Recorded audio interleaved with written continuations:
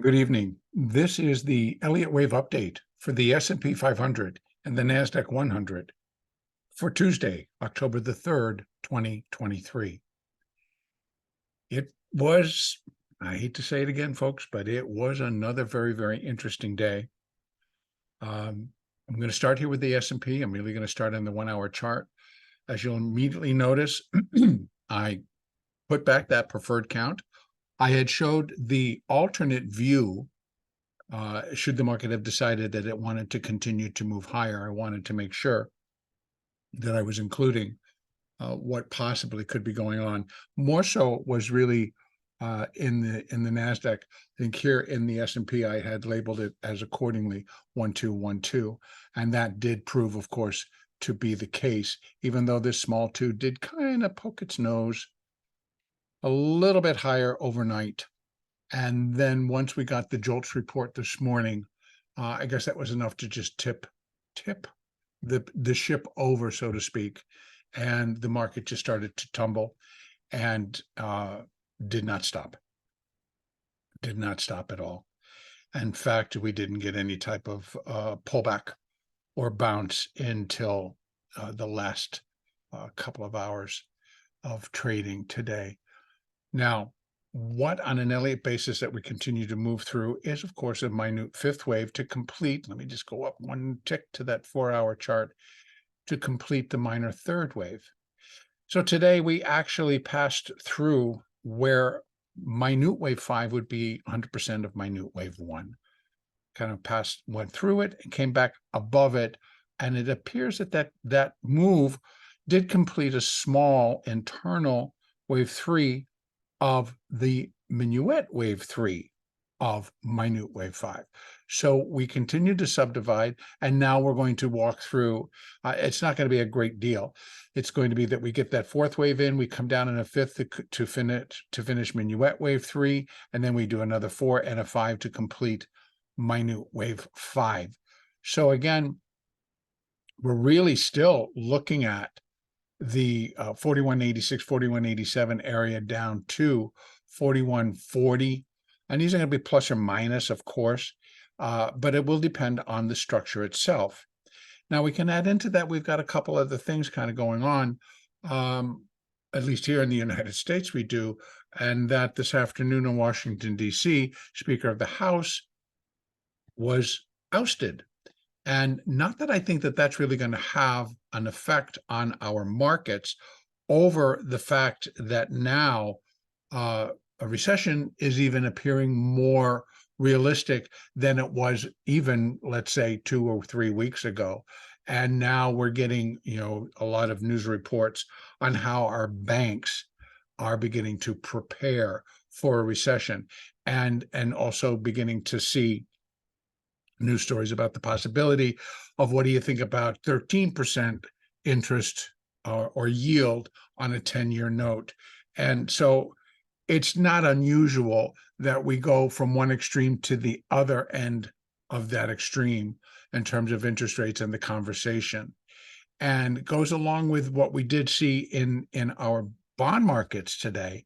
And I'll just take a quick moment, because this is important, that this is, in my view, what really kicked the market into high gear. Now, this is a 4-hour chart, and you can see that the market, this is April, and we've been working on a minor fifth wave. And then here we have, this is September the 1st. So basically in a month, we've gone from 121.28 to today's low came in at 110.21. So it has just consistently slid all the way through support levels, which may have completed that minor fifth wave, but we're still extending lower inside. And right now it appears, right, we have minute 1, minute 2, and look at the size of this minute wave 3. It is huge. And so if I'm feeling that we just basically completed the minute third wave here in the 30-year bond in the futures market, then we're going to do a fourth wave and still have a fifth wave down. And I want to tell you, folks, that is bringing these numbers, which I didn't think would come into play during this particular cycle, this down cycle that we've been in. I didn't think these would come into play, but they are. 104.11, 102.28 on the 30-year bond. Now, we can go over and just quickly, I'm just going to do this, even though, because it's important that we notice these things. And I'm going to take a look at the yield. Now, I had been in discussions and with others that I work with in terms of that the reality of 5% on the long end of the curve. So that would be in the 30-year bond, in the 10-year note. I mean, the short end of the curve has been truly over 5% for a while now. So there's been this kind of a move underfoot here to kind of close the gap, trying to close, bring that inversion, that inverted curve back into a little bit. I don't think they're going to get it so that the long end is going to be, greater. The higher interest is going to be on the long end versus the short end of the curve. So, but when that starts to come back in, it's pointing to 5% on the 30-year bond now. So again, same deal that what we got here in the yield curve, except not in the yield curve, but in the yield on the 30-year bond is, again, it's a minor fifth wave, but it's up. So yields are up, bond prices down. And what we're seeing is that we've, again, likely just completed the minute third wave. So we get a fourth wave correction in here in the yield, but it's going to hold. My thought is it'll hold above 4.68. If not, we've already probably maybe put up what we're going to get, and it's just now going to climb. And the high today, 4.946. So it's already 4.95. And what's the next step? 4.97 and then 5%. Here's 5% within reach. And to just kind of put us together, that what we're really looking at is 4. Now I'm running it from here. If we get a fourth wave and it comes back down to here, which is what I think it will, or it may already have, and I got to move this down to here and then put the 4 here, and then the 5th is here. I'm giving it the benefit of the doubt that it's not in yet, but it may be. So, but in any case, the 5% call on rate was not outrageous. And here we are. So that is what's really catching the market. So it's going back to that 4-hour chart's a little bit cleaner. You can see the 3. Now, what does 4 look like? Now, I'm not looking for anything great here. So it's not like we're going to blast. We reached that level. That level was this afternoon, just, as we started to move into the last hour. And then they put in a fairly good. So that low, it was at 42.51. And we got it all the way back up to 42.78 before. Actually, no, I take that back. Let me go down to the hourly chart. So let me be a little bit more accurate. I apologize. So that would be the low, 42.51. And then as we saw coming in, 42.69. So it's a fairly strong push in that last few minutes of trade today. And so, but I'm thinking that what we got going on is a fourth wave. And so I'm just going to draw the retracement very quickly here and open that up. And let me push this up a little bit so I can get that open and we can see. But normal, right? So what we're looking at here is that what we're going to be looking for on a regular basis. So in other words, if this is going to be a normal fourth wave, we're looking for 0.382 retracement, and that's 42.88. Well, we brushed up against 0.236, which is 42.71. Now, again, if it stops at 42.71 turns and we start to head down overnight and we start pushing to below 42.51, then we are definitively going to be, heading down towards 41.86 to 41.30, 41.87, excuse me, to 41.38. We have an outlier down here if we get another serious push. And that is at 40.75. And then we're looking, that's just going to be completing that minor third wave. And then we should have a fairly decent bounce in the form of a minor fourth wave. Then we're going to be lining up. We're going to be moving on towards the beginning of our earnings season is going to start with the banks. But if we're now getting this everybody out of the pool scenario going, because the feeling is that we are going to be heading into recession, then possibly what we heard from certain analysts, that with this earnings season coming upon us, that we may start to see where the higher interest rates are taking a bite out of corporate earnings. So if that starts to happen, then and with the forward guidance still then pointing more towards a recession, then we may see this larger correction that I've been tracking now, again, pick up some speed, come back in. Now, mind you, again, I'm just going to go out to that 4-hour chart. You know, what I'm looking at here, we've got a primary C wave down, but we're in the very first leg of it. On an intermediate degree, we're in intermediate wave 1, and we're about halfway, almost halfway complete with intermediate wave 1 having finished or close to finishing minor wave 3. Once we get that in, we get a minor 4th wave, which very likely will bring us back up into here. So wherever we get down to, that 4th wave eventually should bring us back up into this area. That's the 4th wave of 1 lesser degree. Then we're going to get, that's minor 4, we get a minor 5th wave. Not going to even estimate on what that's going to look like, but we do have this 618 is primary C. So could that be also where we start to bottom out in intermediate wave 1? Yeah, it truly can be. And then, you know, again, I'm just going to take this out to the daily. I know I'm reviewing that big picture here, but this is important because this is how we're going to get down there. And then we rally and then we drop back down. So the main point is, it's like, yeah, we're not going to go straight down to feel that way today. But we're going to have stronger downside as we move through these third waves and some of the impulse moves, and then we'll correct. And I do suspect that even in a minor wave 4, it should be, if we're going to start from 4140 or even as low as 4100, and we have an opportunity to rally back to 4370-ish, well, that's pretty strong. That's a pretty strong move.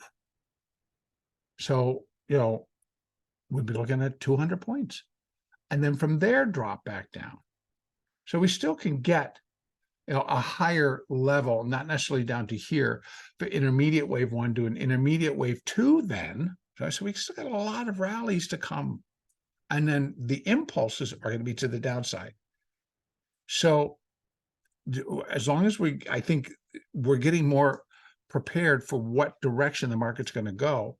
First of all, we can trade it better, I think, in terms of, like, we're getting a wave 2, you're going to want to be able to step up to the plate and buy. You're going to have to, you know, if you like your short position, maybe you're going to want to put something around it to take the edge off of giving much part of your profit back. So again, knowing how to deal with it, knowing that it's coming, can help also just to make some adjustments on trading and profit from all the moves. So again, back down here, let's just take a quick look, go back to that hourly chart. So I'm looking for, we get a little bit of a 4, we get a 5, bring us down. I would actually be looking for it to come closer down into here, maybe at least 4,200, but then you got that right underneath it. So it's realistic. And then we're completing just the minuet wave 3, get another little 4 and a 5, and I'm hoping that that brings us back a little bit closer to 4140. And then we put in the minute wave 5 and the minor wave 5, wave 1, minor wave 3. I get my numbers together. So that's still yet to come. So for tomorrow, or this all could happen overnight. Again, there's enough happening all around the market that if we get a little bit of a bounce in the bond market and the treasuries, that could give us a little boost. We get a little bit of relaxation there. We see people start to move back into Meta, move back into NVIDIA, et cetera, et cetera. So, but if not, if the bond market continues to just get kicked and sliced and diced, I really would question rally attempts. And I'd be looking at them more as opportunities to fill in a short or do something. because I just don't see how it can really catch on and not get caught up in the fact that going up is not the plan right now. You can't keep ignoring interest rates in favor of like, oh, the bond market's out of sync with the equity markets. That ain't the case. So now, one important thing that I wanted to show today in terms of moving averages, you're going to see that this is today, and it happened overnight, I believe, but we came down and we broke that 200 SMA, and you see what happened? Remember, I've been talking all along that if we start to break these 200s and break that 200 SMA, I am going to be looking for some acceleration. Well, that's exactly what we got. So this was at 43.11. Let me take it back down to that hourly chart, and let's kind of take a peek to see where 43.11 took place. Gee, right in that JOLTS report. The JOLT report came out, they broke it, and it just sank. This is what I continue to tell you about. That is the strength and the power of the moving averages, particularly on the daily chart, particularly that there were probably many algorithms that had that already programmed in on a break, and it came pretty immediately. On the break, they started forcing and pushing through sell orders. And that's what took us for the balance of the day.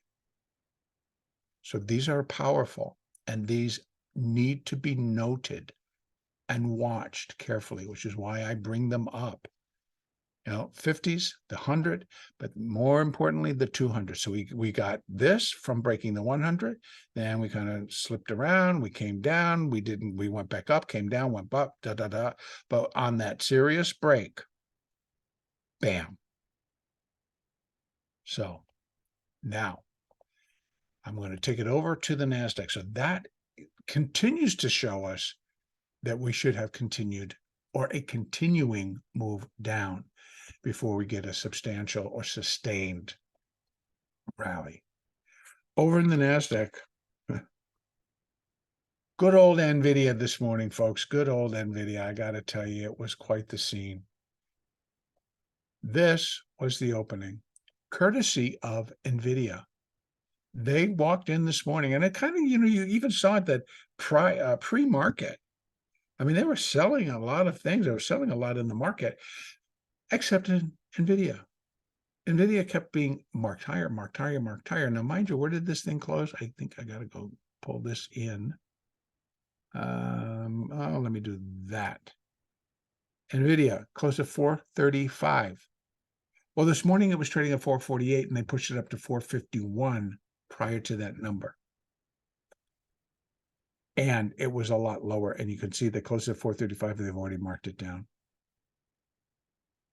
So, it's interesting. In any case, here we are in our friend the NASDAQ. Got the 4. Now this one, of course, I did change back because I was marking this could have been, all kinds of crazy stuff, and we could have bounced again, gotten ourselves back above there. But as it turns out, it was just a minuet wave 1 and a nasty. But if I put it down, I'll show you. This is why I do this often. If you have the ability to flip back down and go to the line chart, it takes out all the extremes that the algorithms produce and gets to a closing basis. So it's like 1, A, B, C. 2. Didn't take it out, got close, didn't take it out. And then what happened? 1, 2, 3. We probably should try to get a 4. Or it's 1, 2, 3, 4, and we're heading down. Now, we still need to get below that low of wave 3. I'm going to go back over here to my candlesticks. So we got down to 14,651. And this low is 14,586. This 100% where minute wave 5 will be 100% equality of minute wave 1. That's at 14,557. Will that be enough? I don't know, right? Here we have it. Here's our breakdown. Minuet wave 1, minuet wave 2, we got minuet wave 3, a 4, and we still have a 5. It may, and put in that new low, it may. But that's giving a lot of credit to the fact that the backbone of the NASDAQ, all right, so the support of the NASDAQ will reappear. And when they started to hit this thing, it was like, okay, there is no backbone. There is no back support. So all of that buying in NVIDIA yesterday, they just, I said that was it. In fact, they bought NVIDIA up right up to when that JOLTS report came out. And then suddenly there was no bid. So it begins to really tell me, it's like, well, I don't know.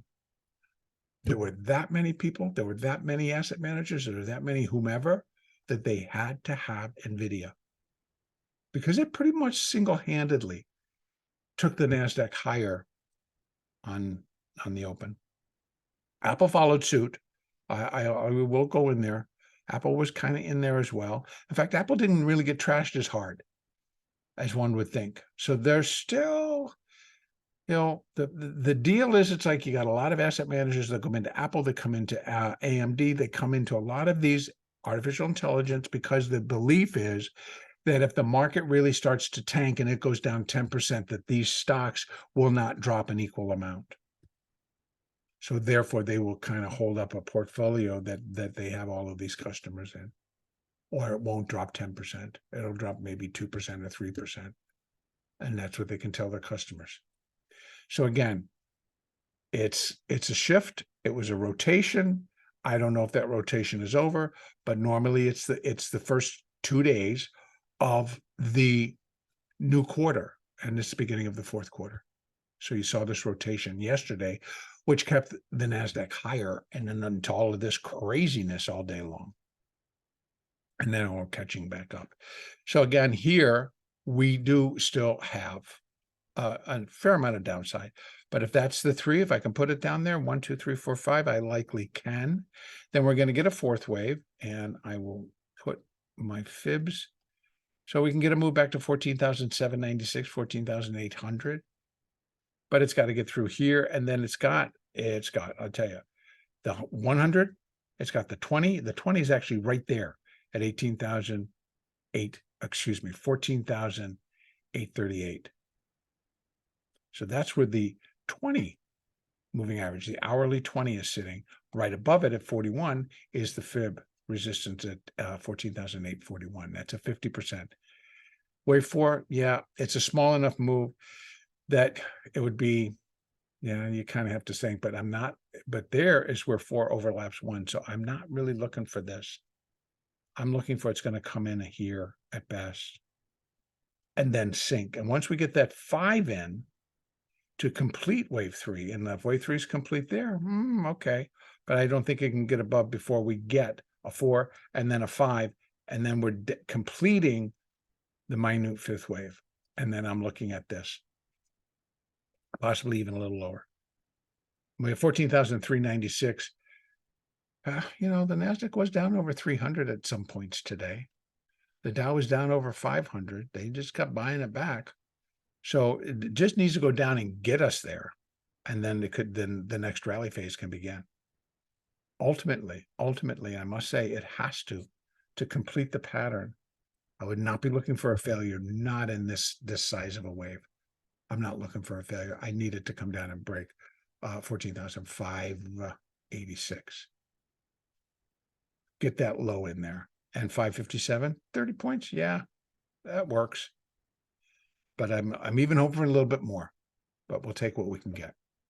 So here, let's take a look at that daily chart so we can take a peek at the moving averages here. Again, we're sitting way down here. So the 200, the daily 200 on the NASDAQ remains in the picture.